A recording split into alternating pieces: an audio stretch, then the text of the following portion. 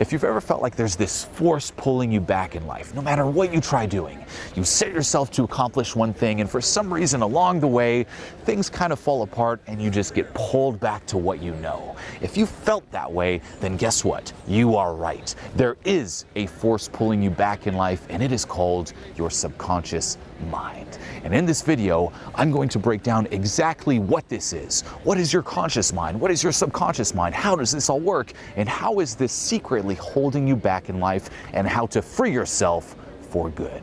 So sit back, pay very close attention, and enjoy. There is no such thing as self-sabotage. Let it sink in. There's no such thing.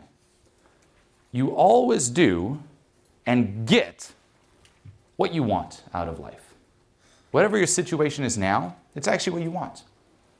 If you're someone who, you might hate your body. You're like, you know what? I should be going to the gym. I should be healthier. I hate it. I tried going to the gym, you know. I booked a membership and I keep procrastinating and I don't show up. I booked the membership but I keep eating unhealthy. I hate my body, you know. I'd be happier and more successful. It's my body. BS. You love your unhealthy body. If that's you, you love it. If you didn't, you'd do something about it. Julian, I have so much trouble financially. I just don't like being broke. You love being broke. Whatever your situation is now, whatever you think you hate about your life right now, you secretly love it. Or you do something about it. And this is very challenging. You're like, what do you mean I love it? Consciously, no. But subconsciously, yes.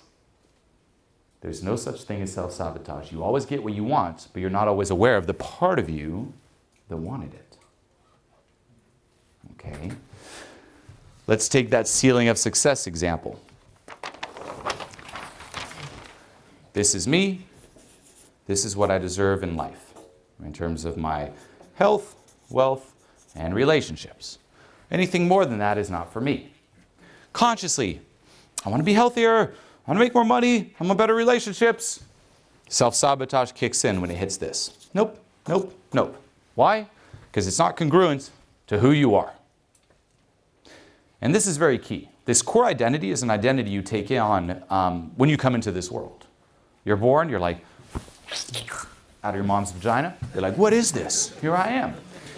That's the sound it makes. Right off the bat, you're like, hey, here's the world. Let's quickly form a field for what this is, you know? And you form different core beliefs, and you form a core identity. This is the world, and this is who I am in relation to the world. And you never question these.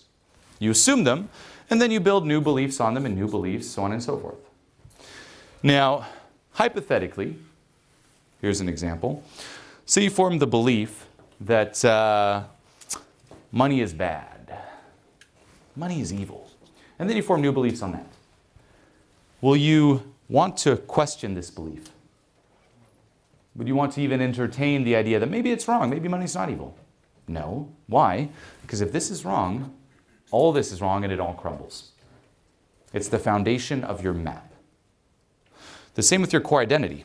If you make more money than this, and that's not congruent to you, then you, like part of you is wrong, and then who are you? So we double down on this. We double down on these core beliefs, early assumptions, and the early identity we take on. The same as if, say you're walking around Zurich and I give you a map of Berlin. Are you going to find your way around? No. What if you use more hustle, willpower? No, it doesn't matter. It's the wrong map. Say I gave you this map from the day you're born. Here's the map of Berlin. Good luck. And you've been doing it your entire life. And I come up to you today, I'm like, hey, it's the wrong map. Will you want to entertain that idea? No, because there's way too much investment. That means your entire life's been built on the wrong map. You'd rather double down. So there's tons of resistance around being aware of these core beliefs and core identity, and let alone questioning them. And you will always find a way to stay congruent to this.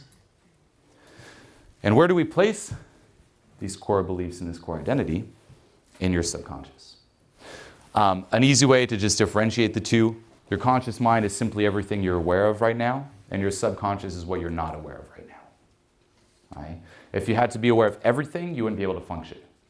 If you had to monitor your heartbeat, your body temperature, if you had to remember everything that ever happened to you and be aware of all those experiences right now, your head would explode. So the mechanism is actually great. But what we do is all those things that challenge our conscious mind, or that are like too, I don't want to question this, it's too scary, it'll disrupt my functioning, we bury them in the depths of our subconscious. And then we place layers and layers and layers of resistance over them. Now, I'm sure you've heard the saying, whatever you resist, persists. So these things we bury, they're still active. They're simply out of our awareness. We're resisting them. Don't be aware of it, don't be aware of it, don't be aware of it. And because we resist them, they persist and they grow stronger with time. And this is why you're here in your adult life. Consciously, I want this. But the subconscious always wins. And that's why New Year's resolutions fail, right? It's funny how it's a joke nowadays, like, oh, New Year's resolutions, as if when people tell you, my New Year's resolution this year, you already know they're going to give up in 3 weeks, right? Why? Because the subconscious runs you. It's like we're in this invisible prison and we try to do sprints and then we just keep being pulled back. The same with relationships or friendships, what we think we deserve. I deserve this type of partner, pulled back. I deserve this type of relationship, pulled back. With relationships, it's very interesting too, because we form a core belief around that, a core belief around love. If you grew up in a household where your parents are divorced, you might think love is abandonment, and you keep falling for people who cheat on you, who are not emotionally there for you. The same pattern, congruency to core beliefs and core identity above all else. So there's a rift. One direction, consciously, the other direction, subconsciously. And this explains all the self-sabotage in our life. You could even do this little test. Whatever you hate about your life, write it down. And then next to it, ask yourself, why do I secretly love those things? What's the payoff? What is the hidden payoff? Staying congruent to a core belief or core identity is one.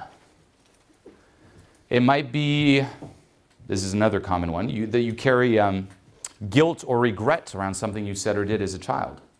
And it could be something as trivial as, you know, when I was 4, I lied to my parents about doing this task at home. I feel very guilty about it. As a kid, it felt like a big deal. And you felt like a bad person because you felt guilty, you lied. And that might still run you in your adult life. And part of you might think, I'm a bad person. I deserve to be punished. If you deserve to be punished, will you allow yourself to succeed?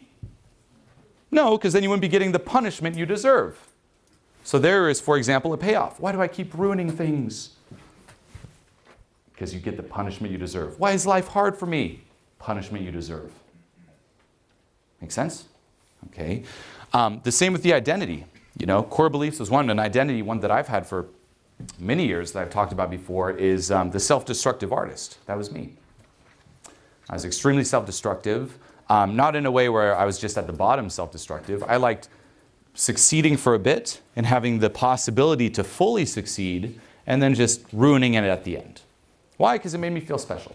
I was like, everyone else would just succeed all the way. I'm just going to pop it at the end, just because. And I found a certain sense of significance in that. That was my identity. And that would run me. I would never allow myself to truly be successful or maintain success because I was no longer self-destructive. Another common one is the hustler or the underdog, the Rocky identity. If you believe that's you, you're going to push success coming easy to you because you need a challenge to overcome. So this runs us in all these different ways. And what do? We just focus on the conscious mind. More willpower, more routines. I think my morning routine should be better. No, nothing changes until you address this. And it's not about trying to convince your subconscious consciously. Like we try to reason with it. We try to bullshit it. No. You got to dive into it and let go of it. That's what produces true change. This is also where we store past trauma, traumatic experiences. Whenever you're triggered here, more often than not, it's linked to past trauma that's been poked at. Things like social anxiety, that's you being triggered. It's not normal to have social anxiety. Sure, it's okay to be a little uncomfortable, but you shouldn't feel like your life is at risk. I can guarantee the majority of you here, if I grabbed you in front of this crowd, I'm like, hey, stand here, 5-minute talk, go. You'd be pissing your pants. Literally, you'd be trembling uncontrollably. You probably wouldn't even be able to talk. I talked about where I came from. You took the old me and put me in front. I'd probably die. You know? Is that a rational fear? No. Is anything, if you logically think about it, is anything going to happen to you in front of this crowd? No. Why is it you feel like your life is at risk? An experience of the past is being brought up. And what do? We try to consciously work with it. Oh, willpower. No. Or progressive desensitization. No. Don't do that. If you're trying to progressively desensitize yourself, this is a big one now in the self-help community. Social anxiety challenges. No. That doesn't work. You get that, right? What is past trauma? Let me break this down. Trauma, or past trauma, is anything that's too overwhelming for you to handle. We think that trauma is going to war. Is that traumatic? Yes, it is. Why? Because it's too overwhelming. But we fail to think about the perspective that we might have had at the time. For a child, being lost in a grocery store can be traumatic. As an adult, we look back like, well, there's nothing challenging in the child's life. Why would they be scared? No, because as a child, he feels like, oh my God, I lost my parents, it's over. Traumatic. If you're in class and suddenly all the school kids laugh at you, that can be traumatic. Because you think the classroom is the world. If I don't fit in here, where am I going to fit in? I'm going to die. Right? Now, say you're in your adult life. Hey, come in front of the crowd right now. The same, I'm going to die in the classroom gets poked at. You're going to die if you go up there. And it's even amplified. Your survival instinct kicks in. It's not an appropriate response to reality. That's you being triggered. Now, we think, oh, this is totally normal. Let me desensitize myself. Does progressive desensitization work? Yes, as long as you keep doing those challenges. All right, if you go out and you're like, well, I'm going to do Toastmasters, I'm putting myself in front of a lot of crowds for years. Will you get better in front of crowds? Of course.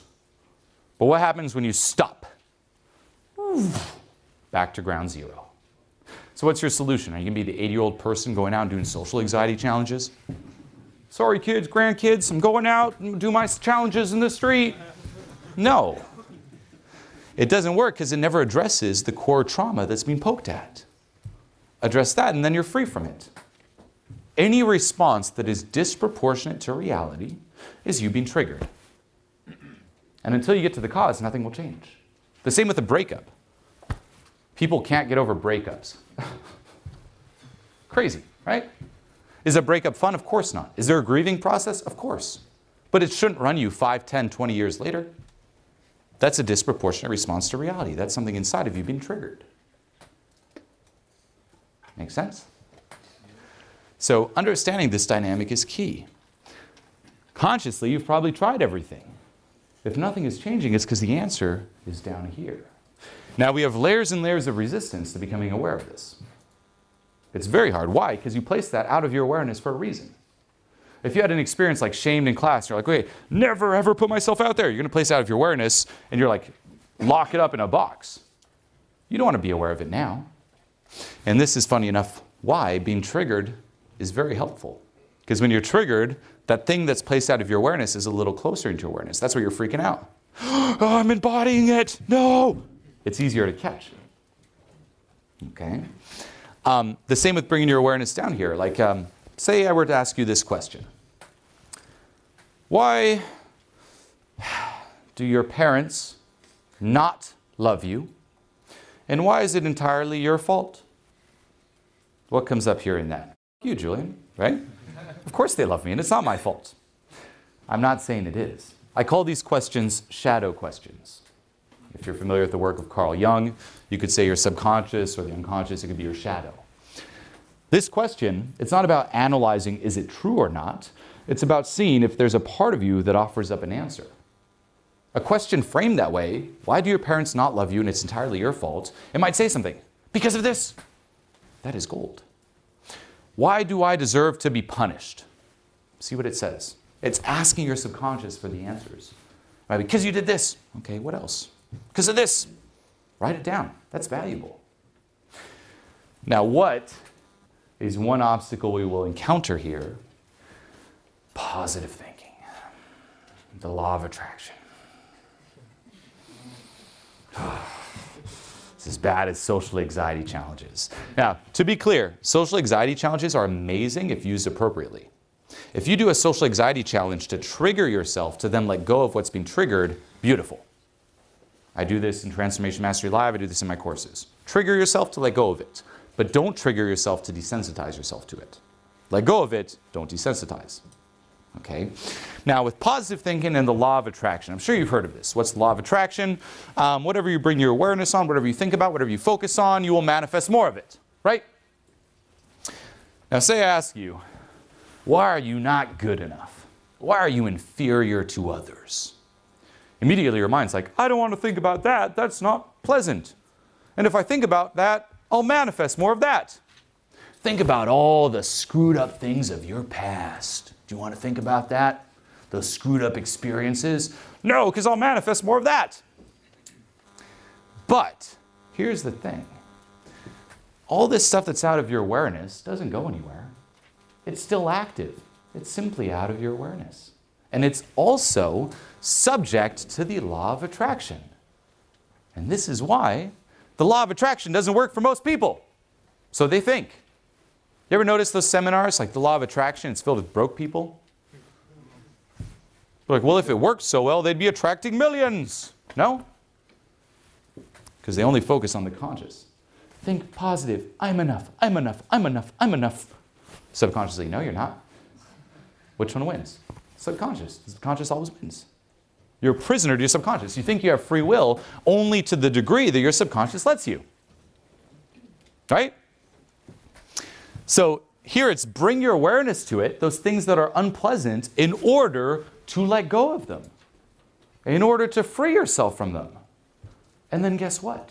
Once you align everything that is you, suddenly you start seeing the law of attraction work in your benefit.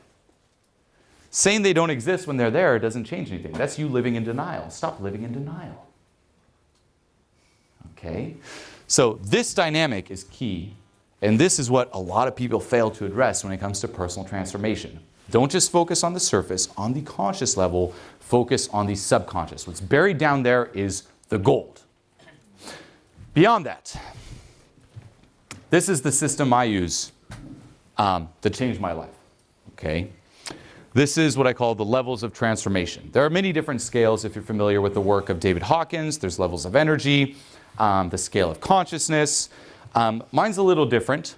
If you're familiar with them, you see I place desire actually higher. This is what I've noticed in my work. I love their work as well, and again, these are just models. But this is what I've noticed. In terms of transformation, there's a certain sequence, a certain process. And people fail because they don't get this. They don't have a clear direction. We think that transformation means I feel a little bit better.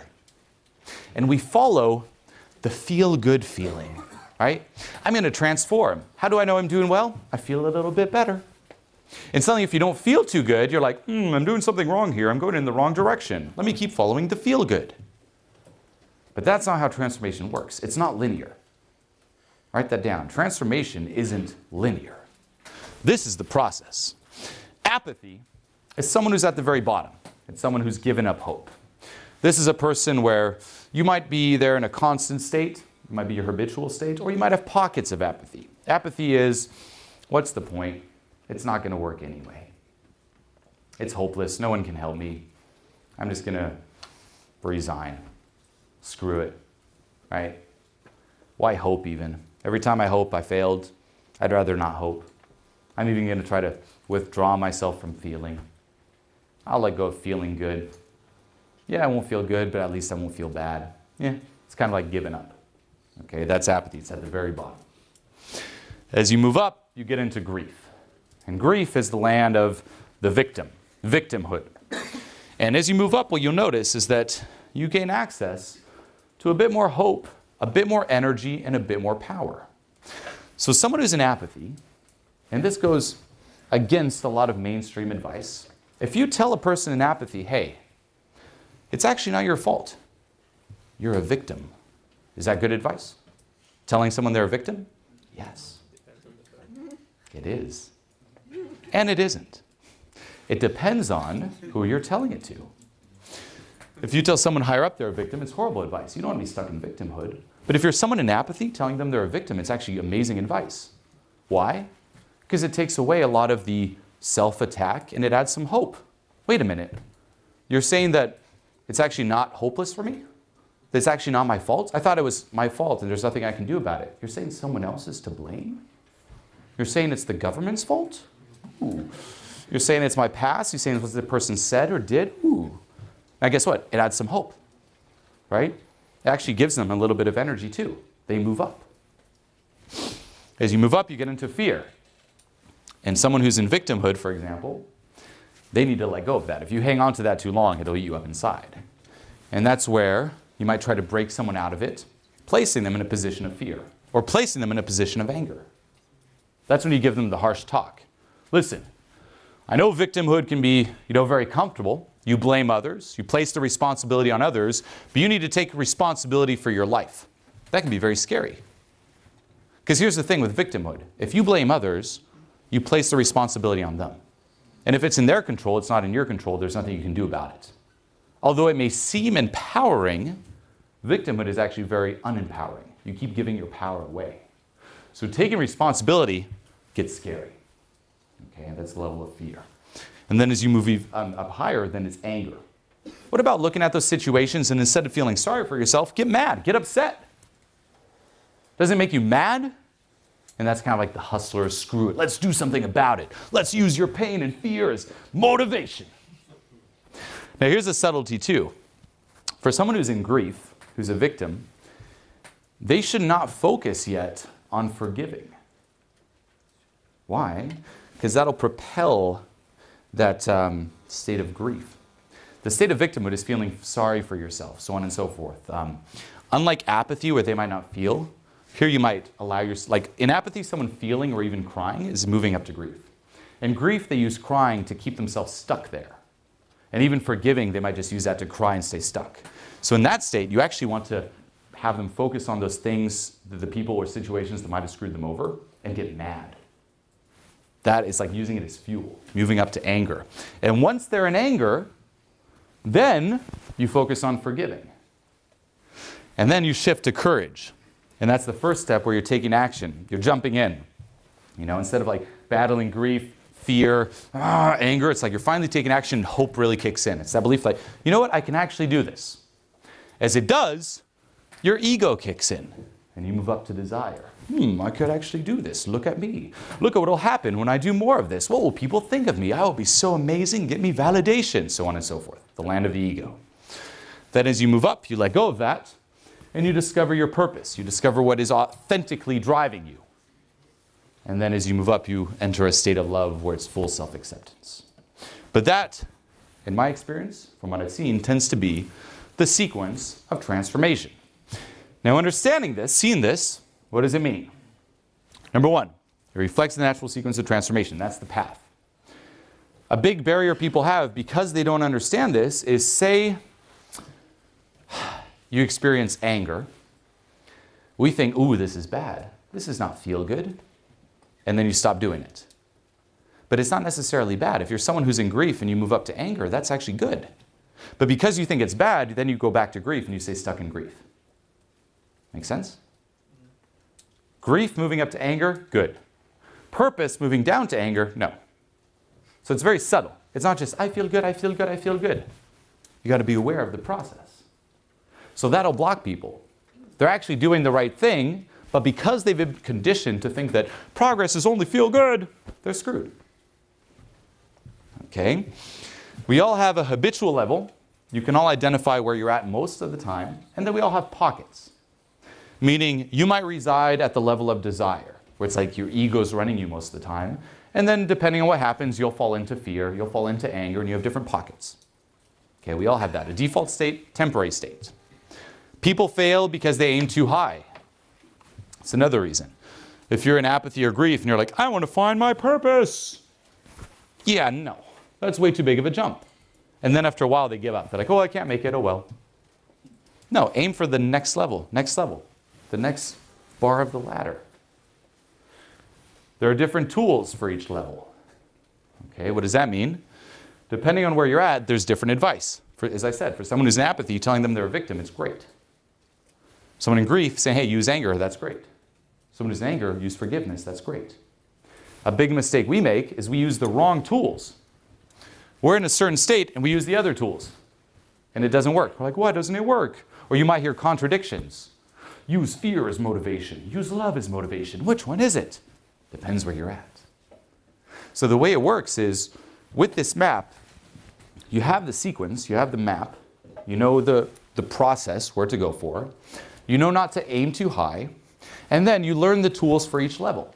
So no matter where your default is, you know how to move up. And for every pocket that you fall into, because you will still fall into different pockets, you then have the appropriate tools. I view it like I have my tool belt, and I have like the anger tools, the fear tools, the grief tools, and no matter what's happening, I'm like, oh, time for this? Done.